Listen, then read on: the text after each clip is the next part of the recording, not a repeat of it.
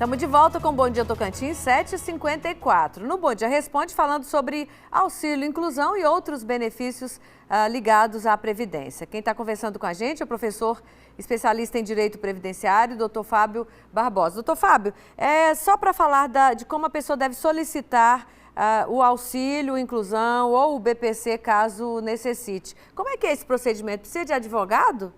Sim. Não precisa de advogado.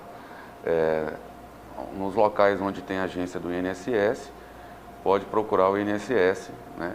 E no caso especificamente de BPC, que exija a deficiência, haverá a perícia, né? E nos municípios que não têm agência do INSS, há também setores de assistência social nas prefeituras, né?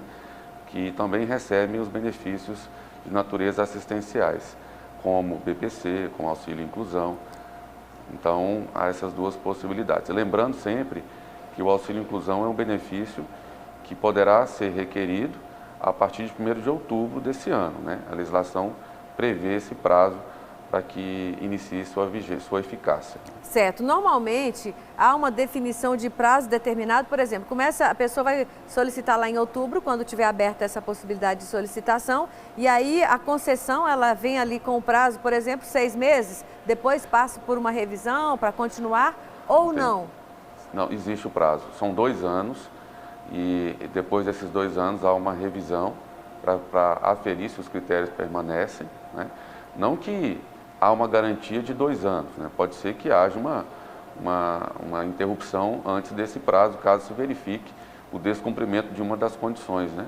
Por exemplo, a pessoa ingressa no mercado de trabalho, passa a ter uma renda que lhe garanta o sustento, o benefício assistencial deixa de existir. Certo. Mas o período normal é um período de 2 anos. 2 anos. Nós temos algumas perguntas chegando aqui. Olha, a telespectadora disse que é aposentada por invalidez ganha um salário mínimo. Quer saber se tem direito a esse BPC? Não tem. É aquilo que nós falamos, né? É uma acumulação que não é permitida.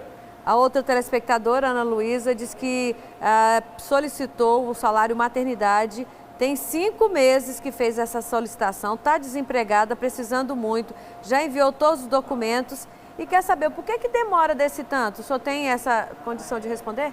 O salário maternidade é estranho essa demora, porque ele é devido, na hipótese do empregado, por exemplo, deve ser o caso dela, ao pagamento feito pela própria empresa, né? E aí depois a empresa é recompensada através de outros tributos no futuro. Então, está estranho essa demora. O que tem, na maioria das vezes, são demoras com relação a benefícios que exigem perícia. E também a aposentadoria. Agora, salário maternidade não é algo comum, não. Certo. Será que é aquela diferença entre salário maternidade e auxílio maternidade, que são benefícios diferentes, né? Que o salário é para a trabalhadora que Isso. ali no decorrer da gravidez solicita o afastamento por conta do nascimento da criança. E o auxílio é outro, né? Provavelmente, deve ser isso mesmo. Certo. Tem um outro questionamento aqui, doutor, com relação a auxílio doença. O telespectador disse que ficou com sequelas graves de hanseníase e não pode trabalhar. O auxílio doença foi negado, ele passou a receber o auxílio emergencial e aí quer saber se pode dar entrada no BPC, mesmo recebendo auxílio emergencial. Pode sim. Nesse caso, se a hanseníase gerou sequela, né, que impossibilita o trabalho, né, já que ele solicitou auxílio doença, ele vai ter uma limitação, ele vai ter um comprometimento com o seu autossustento, então ele pode requerer o BPC e isso não prejudica o auxílio emergencial também não, já que o emergencial tem esse caráter transitório. Certo. Eu conversei com o doutor Fábio Barbosa, agradeço a participação aqui e desejo um bom dia para o senhor, uma boa semana, restante de semana. Bom dia a todos. Muito obrigada.